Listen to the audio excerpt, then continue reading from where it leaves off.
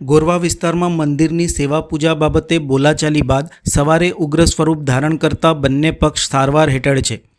Police અધિકારીના જણાવ્યા પ્રમાણે ગોરવા વિસ્તારમાં આઝાદ ખડકી પાસે મહાદેવનું મંદિર આવેલું છે.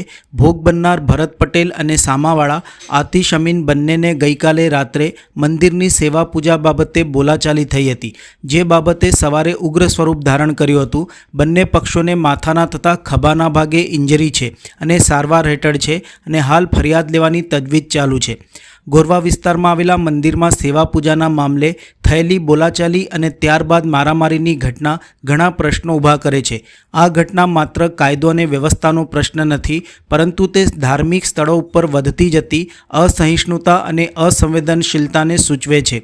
મંદિર એ શ્રદ્ધા અને શાંતિના પ્રતીક સમાન હોય છે, જ્યાં લોકો આધ્યાત્મિક શાંતિ મેળવવા અને ભક્તિભાવ વ્યક્ત કરવા જાય છે. આવા પવિત્ર સ્થળોએ સામાન્ય બાબતોમાં પણ ઝઘડાઓ અને મારામારી થવી એ સમાજ માટે ચિંતાજનક બાબત છે. ગોરવા પોલીસ સ્ટેશન વિસ્તારમાં ગોરવા ગામમાં આઝાદ ખડકી પાસે મહાદેવનું મંદિર છે. તો અત્યારે જે ભોગ બનનાર જે છે ભરત પટેલ અને એમના સામેવાળા છે આતિશ અમીન, એ બંનેને ગઈકાલ રાત્રે મંદિરની સેવા પૂજા કરવા બાબતે બોલાચાલી થયેલી અને એ વાતનું સ્વરૂપ સવારમાં ઉગ્ર ધારણ કરી લીધેલું હતું.